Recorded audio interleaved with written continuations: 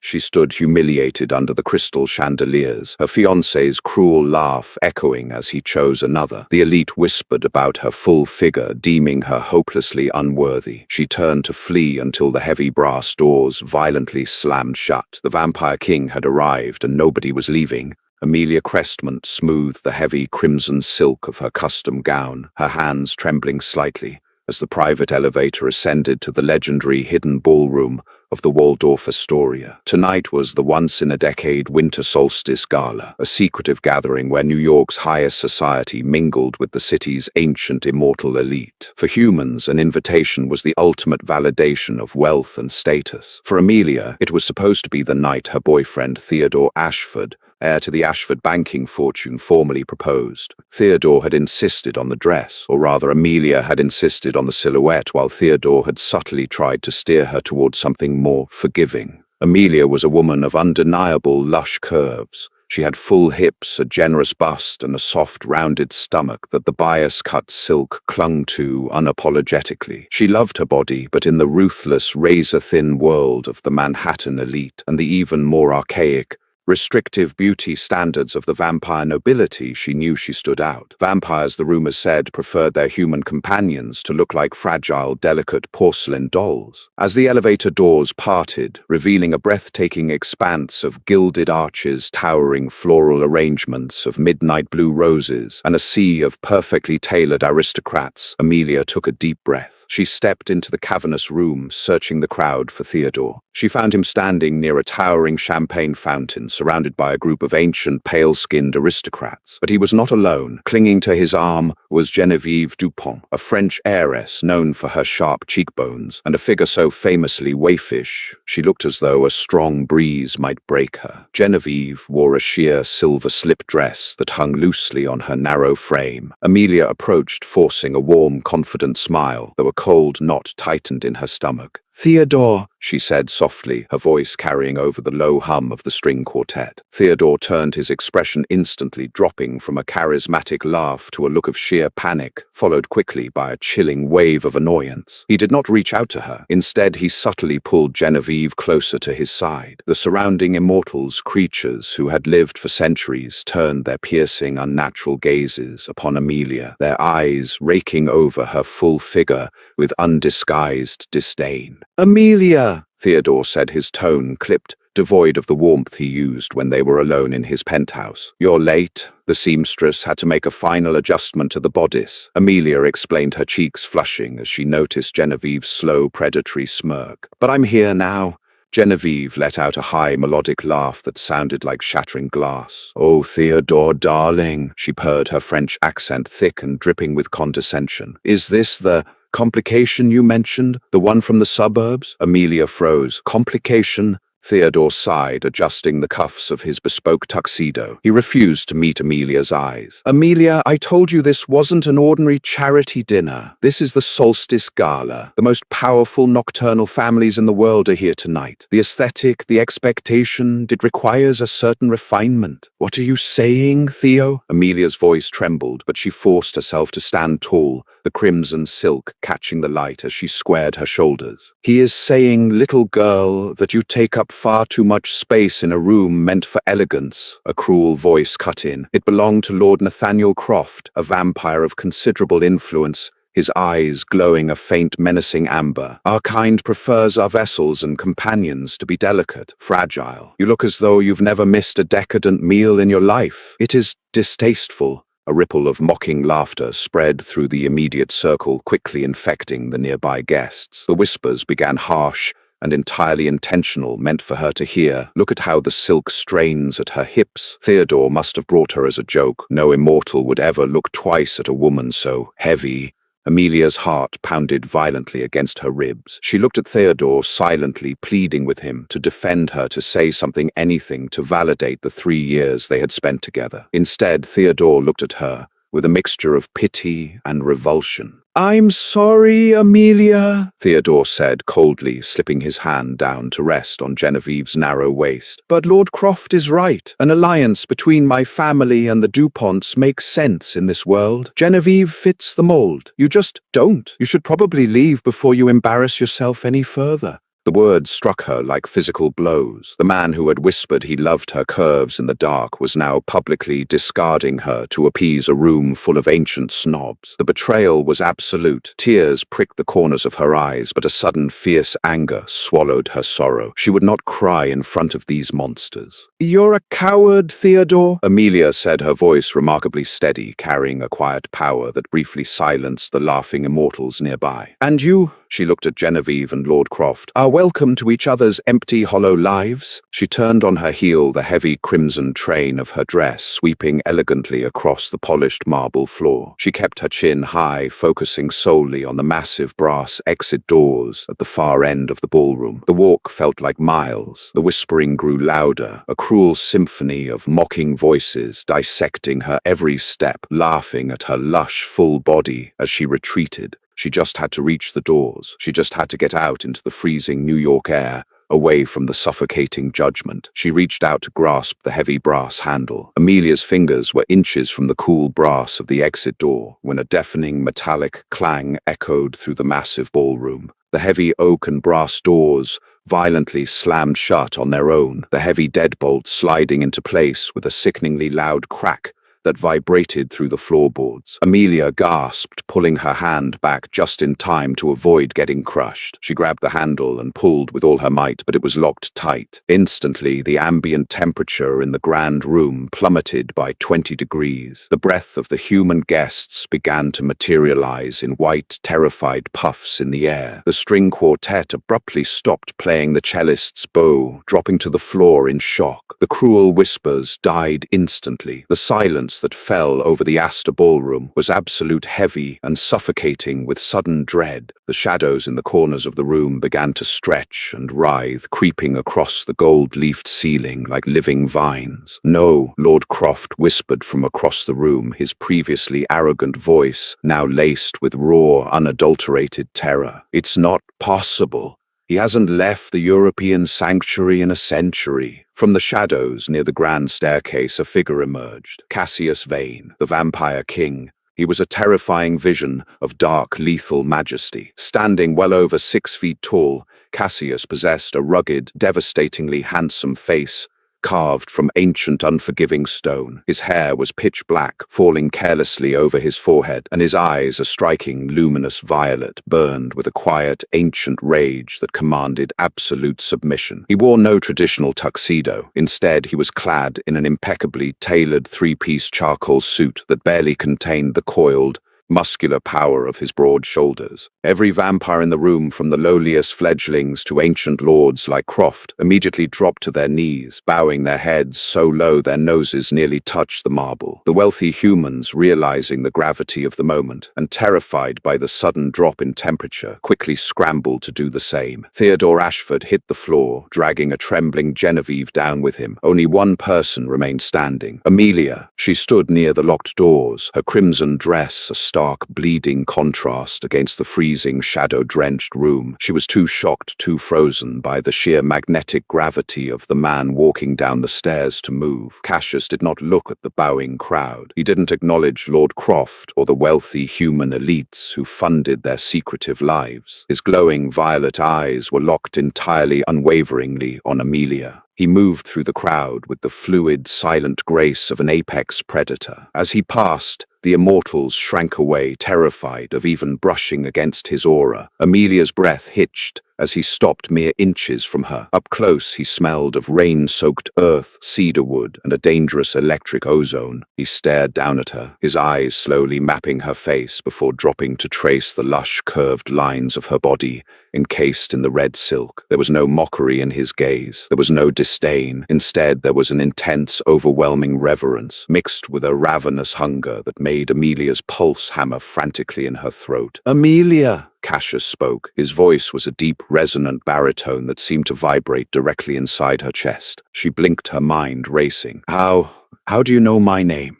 "I have known your name since the day you were born," Cassius murmured, raising a large, cold hand. He gently traced the line of her jaw with his knuckles, his touch sending a jolt of electricity straight to her core. "I have waited centuries for my queen to reincarnate, and I arrived tonight to find these parasites driving you from my halls." The room collectively gasped, though no one dared lift their head. Cassius slowly turned his back to Amelia, his posture shifting from gentle protector to an ancient, wrathful god. He surveyed the kneeling crowd, his violet eyes burning brightly in the dimming light. "Stand, Theodore Ashford," Cassius commanded, his voice echoing off the gilded walls. Theodore scrambled to his feet, his knees visibly shaking, his face drained of all color. "My king," he stammered, bowing repeatedly. We did not expect you.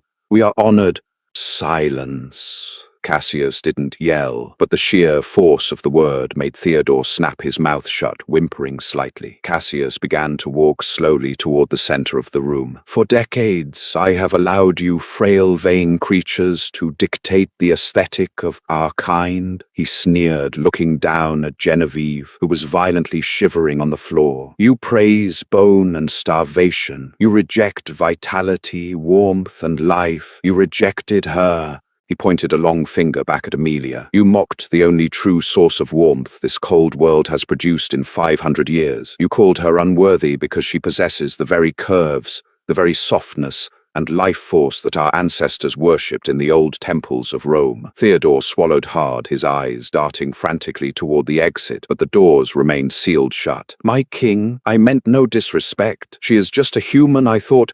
In a blur of motion so fast Amelia couldn't track it, Cassius was suddenly standing directly in front of Theodore. He grabbed the billionaire heir by the throat and lifted him effortlessly into the air. Theodore's legs kicked wildly, his hands clawing at Cassius's iron grip. "She is no mere human," Cassius snarled, his fangs briefly elongating, flashing brilliantly in the chandelier light. "She is my fated mate, the queen of the night, and you, a pathetic, arrogant child, dare to tell her she took up too much space." Cassius threw Theodore across the room. The young man crashed violently into the champagne fountain, sending thousands of crystal shards and expensive alcohol cascading across the floor. Genevieve let out a stifled, terrified shriek, covering her head. Cassius slowly turned back toward Amelia, extending his hand toward her. "No one leaves this room," the Vampire King announced, his eyes softening only as they met Amelia's, "until every single one of you begs for her forgiveness. And even then, only she will decide who walks out alive."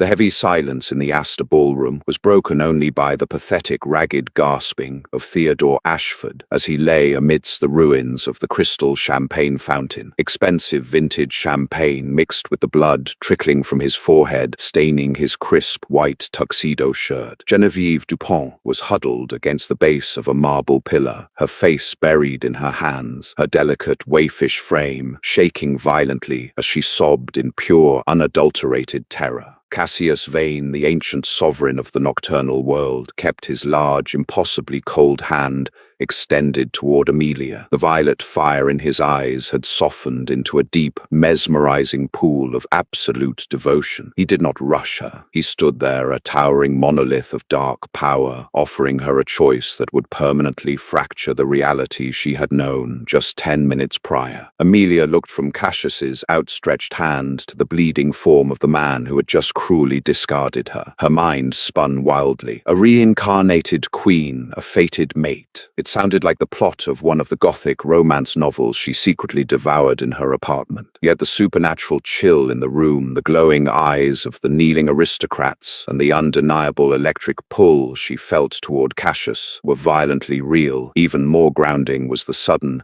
empowering realization of her own physical presence. Her bespoke crimson gown, heavily inspired by a classic Vera Wang design she had painstakingly modified to flatter her full hips and generous bust, felt less like a target for mockery and more like royal armor. With a deep, steadying breath, Amelia reached out and placed her hand in Cassius's. The moment their skin connected, a shockwave of raw, crackling energy rushed up Amelia's arm, sending a powerful jolt straight to her heart. The sensation was not painful. It was an awakening. A rush of fragmented images flooded her mind. Ancient Roman columns, bathed in moonlight, a heavy crown of black diamonds resting on her brow, and the same violet eyes looking down at her with centuries of enduring love. She gasped, her knees buckling slightly, but Cassius instantly stepped forward, wrapping a muscular arm around her waist and pulling her flush against his solid chest. He supported her completely, his hold fierce and possessive. "Breathe, my heart," Cassius murmured, his lips brushing the shell of her ear, sending shivers cascading down her spine. "The transition of memory is overwhelming, but you are safe. You have always been safe with me." Amelia blinked away, the dizzying visions, her gaze hardening as she looked out over the sea of kneeling elites. Among them, she recognized the faces of some of the most powerful, heavily guarded mortals in the world. There was Eleanor Rockefeller, gripping her pearl necklace in sheer panic, and tech billionaire Henry Carmichael, his face pressed against the cold floor. These were the untouchable titans of human society. The architects of global finance and fashion who dictated what was beautiful and what was worthy. Now they were cowering before her. "What happens now?" Amelia asked, her voice shockingly steady. She realized with a start that the fear that had plagued her all evening was entirely gone. Cassius turned her gently so they were facing the crowd together. "Now you rule," he said simply. "This society has grown arrogant. They have established a hierarchy based on superficial frailty, mocking the very essence of life and abundance that you represent. They have forgotten the old laws. You will remind them."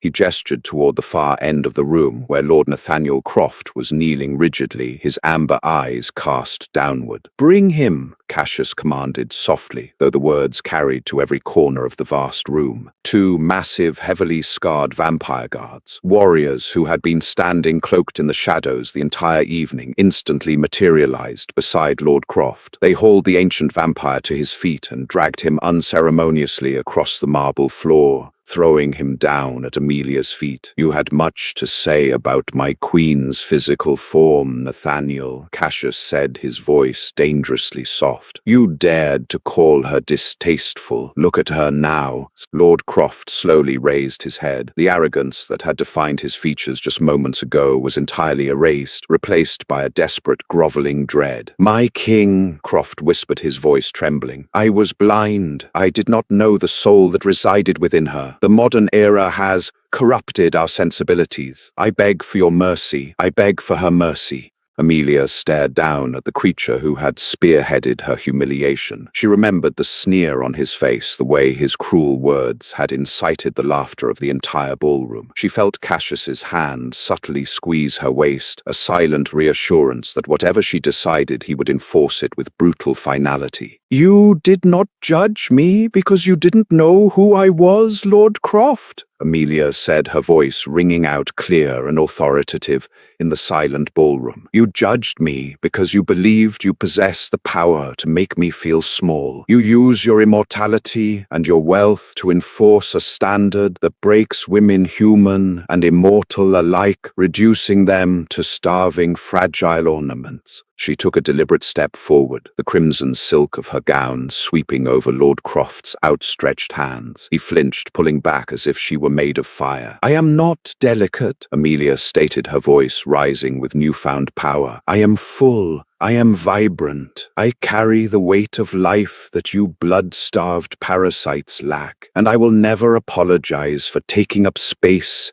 in a room full of empty souls." Cassius let out a low, dark chuckle that vibrated with immense pride. "Beautifully spoken, my queen." He looked down at Croft. "For the crime of insulting the Queen of the Night, you are hereby stripped of your titles, your wealth, and your sanctuary in New York. You will live as a scavenger in the outer wastes. If I ever see your face in a civilized city again, I will personally pull your head from your shoulders." Croft let out a strangled cry of despair, but the two guards immediately hoisted him up and dragged him toward a side exit, his pleas echoing off the gilded ceiling before the heavy doors slammed shut behind him. Amelia watched him go, a profound sense of justice settling over her, but her eyes quickly shifted to the wreckage of the champagne fountain. Theodore was struggling to sit up, his face pale and slick with sweat and blood. Genevieve was crawling toward him, her sheer silver dress torn and ruined by the broken glass. It was time to deal with the man who had broken her heart. Amelia descended the two small marble steps that led from the main foyer down to the sunken dance floor, Cassius matching her pace exactly slightly behind her left shoulder, like an inescapable, lethal shadow. As she approached Theodore and Genevieve, the remaining guests scrambled backward on their knees, terrified of accidentally being in the king's path. Theodore looked up at her, his eyes wide with a mixture of awe and absolute terror. The confident, arrogant heir to the Ashford banking fortune was gone. In his place was a broken, pathetic man bleeding onto the expensive floor he had thought he owned. "Amelia," Theodore rasped, coughing as a trickle of blood ran into his eye. "Amelia, please! We were together for 3 years. You know me. You know I didn't mean any of this. It was the pressure, the expectations of my family, of this society."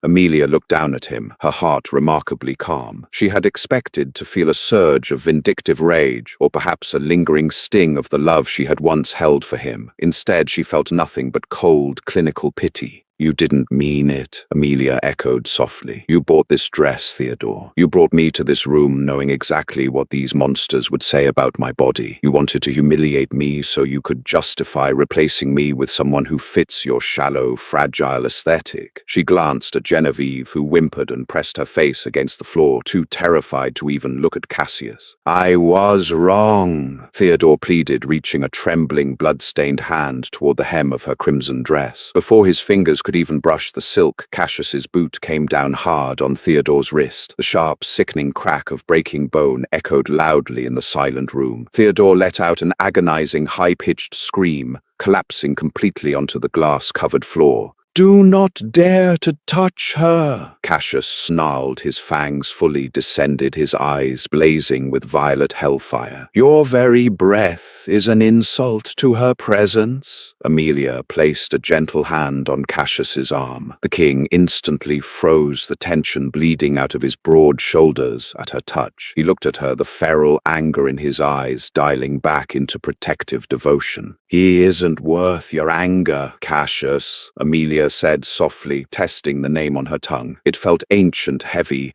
and perfectly right. She turned her attention back to Theodore, who was cradling his shattered wrist, sobbing openly. "I could ask the king to kill you, Theodore," Amelia stated, her tone conversational, which only made the threat more terrifying. "I could ask him to tear you and Genevieve apart in front of your wealthy, untouchable friends, and he would do it without a second thought." "Please," Genevieve sobbed from the floor, her French accent entirely stripped of its previous condescension. "Please, mademoiselle, I am nothing. We are nothing. Spare us." Amelia looked at the French heiress, noting how small and pathetic she looked in her ruined silver slip, the societal ideal of beauty groveling at the feet of the woman they had deemed unworthy. "I won't kill you," Amelia declared. A collective, quiet sigh of relief seemed to ripple through the human contingent of the room. "Death is too easy. It is too quick a punishment for the cruelty you both harbor." She looked up, scanning the faces of the kneeling billionaires and ancient vampires. "Theodore Ashford and Genevieve Dupont are hereby banished from this society. Any human family that does business with the Ashfords or the Duponts, any immortal who offers them patronage or protection, will answer directly to the king. You will lose your wealth, Theodore. You will lose your status, Genevieve. You will live the rest of your mortal lives as outcasts, entirely forgotten by the world you worshipped." Theodore's eyes widened in sheer horror. For a man who had built his entire identity on wealth and elitism, this was a fate far worse than death. "Amelia, no, you can't do this. My family's legacy. Your legacy ended the moment you let these doors lock behind me." Amelia interrupted, her voice hard and uncompromising. She turned away from them, effectively erasing their existence from her reality. She looked up at Cassius, who was watching her with an expression of such intense, overwhelming adoration that it made her breath hitch. "Is the judgment to your satisfaction, my king?" she asked, a small, genuine smile finally breaking across her face. Cassius reached out, gently cupping her cheek, his thumb tracing the soft, full curve of her jaw. "You are magnificent," he whispered, his voice thick with centuries of longing. "Merciful, yet ruthlessly just. You are exactly as I remembered you, my beautiful queen. He turned his gaze to the massive, heavy brass doors at the far end of the ballroom. With a mere flick of his wrist, the heavy deadbolts violently snapped backward. The doors blew wide open, letting in a rush of crisp, freezing New York winter air that whipped through the room, fluttering the crimson silk of Amelia's gown. "We are leaving," Cassius announced to the room at large, wrapping his heavy charcoal suit jacket around Amelia's bare shoulders to shield her from the cold. The jacket smelled of rich cedar and that intoxicating, dangerous ozone. "This city belongs to the Queen now. When we return, the rules of your pathetic society will be rewritten. Anyone who defies the new order will meet the sun." With a final terrifying glare at the kneeling masses, Cassius placed a firm, protective hand on the small of Amelia's back and guided her toward the exit. As they walked out of the Astor ballroom, leaving the ruined, sobbing Theodore and the terrified elite behind them, Amelia stepped into the freezing Manhattan night. She looked up at the towering, dark skyline, realizing that her life as a normal, insecure human was over. She was no longer the girl who took up too much space. She was the queen of the night, and beside the most powerful, dangerous creature in the world, she was finally exactly where she belonged. What an absolutely epic finale. Amelia reclaimed her power, shattered the toxic beauty standards of the elite, and handed Theodore the ultimate punishment, a life of absolute ruin. And Cassius, he proved that true royalty recognizes true beauty, curves and all. If you loved watching Amelia take her rightful throne and want more thrilling, satisfying vampire romance stories where the underdogs win, make sure to smash that like button, share this video with someone who loves a dramatic twist, and subscribe to our channel for more intense romantic storytelling.